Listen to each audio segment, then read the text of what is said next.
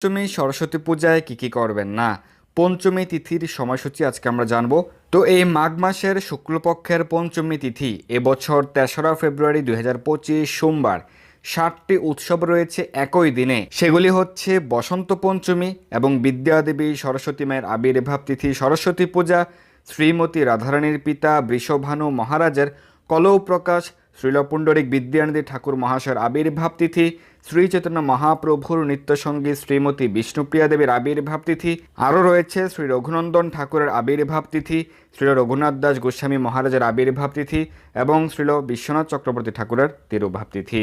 তো এই দিন কি করতে হবে, বসন্ত পঞ্চমী সরস্বতী পূজায় কি করবেন। মাঘ মাসে প্রতিদিনই প্রাতঃ স্নানের গুরুত্ব রয়েছে, বিশেষভাবে মাঘের এই বসন্ত পঞ্চমী গুরুত্বপূর্ণ। এদিন সকলের চেষ্টা করা উচিত অবশ্যই পবিত্র গঙ্গায় বা যে কোনো পবিত্র নদীতে স্নান করার। এই বছর কোটি মানুষ সমাগত হচ্ছেন তীর্থরাজ প্রয়াগে মহাকুম্ভ মেলায় বসন্ত পঞ্চমী অমৃত স্নানে ৩রা ফেব্রুয়ারি। বাড়িতেও আপনারা 3বার গঙ্গা গঙ্গা গঙ্গা প্রয়াগ প্রয়াগ প্রয়াগ উচ্চারণ করে স্নান করতে পারেন। বসন্ত পঞ্চমী সরস্বতী পূজা দিনে কমপক্ষে দুপুর 12টা পর্যন্ত উপবাস রয়েছে। এরপর অন্নপ্রসাদ বা রুটি প্রসাদ গ্রহণ করতে পারবেন। বিকেলে বা রাতেও অন্ন আদি গ্রহণ করতে পারবেন। যদি কেউ অসুস্থতাজনিত কারণে দুপুর 12টা পর্যন্ত নির্জল উপবাস করতে অসমর্থ হন, সেক্ষেত্রে ফল জল গ্রহণ করে ব্রত পালন করতে পারবেন।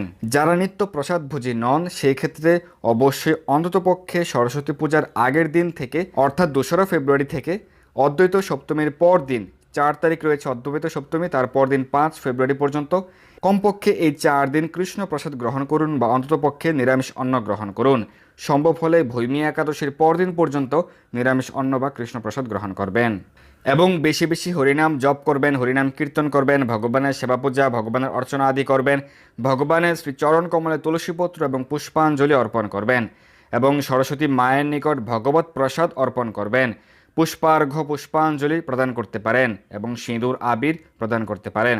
বসন্তের আগমন উপলক্ষে এদিন ভগবানকে নানা প্রকার সুগন্ধি পুষ্প পত্র রাজি দিয়ে সজ্জিত করতে পারেন। তুলসীতে জল দান করবেন, তুলসী আরতি পরিক্রমা আদি করবেন।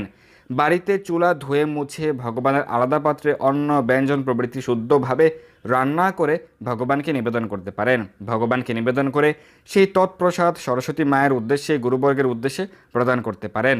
এদিন অবশ্যই শ্রীমদ্ ভগবদ গীতা, যথাযথ শ্রীমদ্ ভাগবত, শ্রী চৈতন্য চরিতামৃত, শ্রী চৈতন্য ভাগবত প্রভৃতি শাস্ত্র গ্রন্থ অধ্যয়ন করতে পারেন। এদিন পড়াশোনা করা বা শাস্ত্র অধ্যয়নে বিশেষ কৃপা লাভ হয়। সম্ভব হলে শুদ্ধ ব্রাহ্মণ বৈষ্ণবকে ভোজন করাতে পারেন বা দান করতে পারেন। এদিন বিদ্যা আরম্ভ সংস্কার বা হাতে খড়ি দেওয়া যাবে এবং তা অত্যন্ত শুভ। সরস্বতী পূজার পরদিন রয়েছে অদ্বৈত সপ্তমী ব্রত 4 ফেব্রুয়ারি। এই বিষয়ে বিস্তারিত আলোচনা রয়েছে, আপনারা দেখে নিতে পারেন। বসন্ত পঞ্চমী সরস্বতী পূজায় কি করবেন না। এদিন অবশ্যই সকল প্রকার আমিষ দ্রব্য ভোজন করবেন না। সকলের ক্ষেত্রে অন্ততপক্ষে সরস্বতী পূজার আগের দিন থেকে 2রা ফেব্রুয়ারি থেকে অদ্বৈত সপ্তমীর পরদিন পর্যন্ত অবশ্যই আমিষ আহার বা আমিষ ভোজন বর্জন করা উচিত।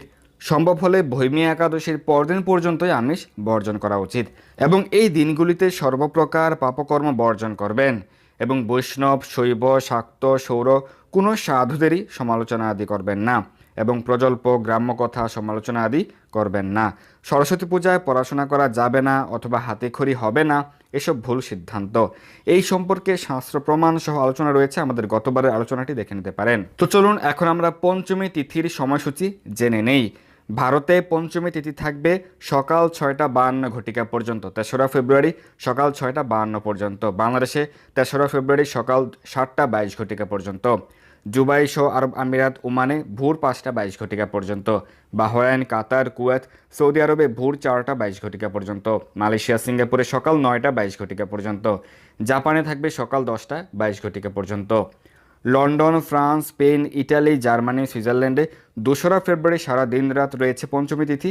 তাই সরস্বতী পূজা, বসন্ত পঞ্চমী ইউরোপ মহাদেশে পালিত হবে 2রা ফেব্রুয়ারি এবং আমেরিকা, কানাডা, মেক্সিকোতেও পালিত হবে 2রা ফেব্রুয়ারি, কারণ সন্ধ্যা 7টা 22 পর্যন্ত থাকবে পঞ্চমী তিথি। শ্রী চৈতন্য ভাগবত উল্লেখ রয়েছে, যার দৃষ্টিপাত মাত্রই হয় বিষ্ণু ভক্তি। তাই এই দিনে পরাবিদ্যার অধিষ্ঠাত্রী দেবী বিষ্ণু শক্তি সরস্বতী দেবীর নিকট আমাদের প্রার্থনা করা উচিত, যেন আমরা কৃষ্ণ প্রেম ভক্তি লাভ করতে পারি। ধন্যবাদ সবাইকে। হরে কৃষ্ণ।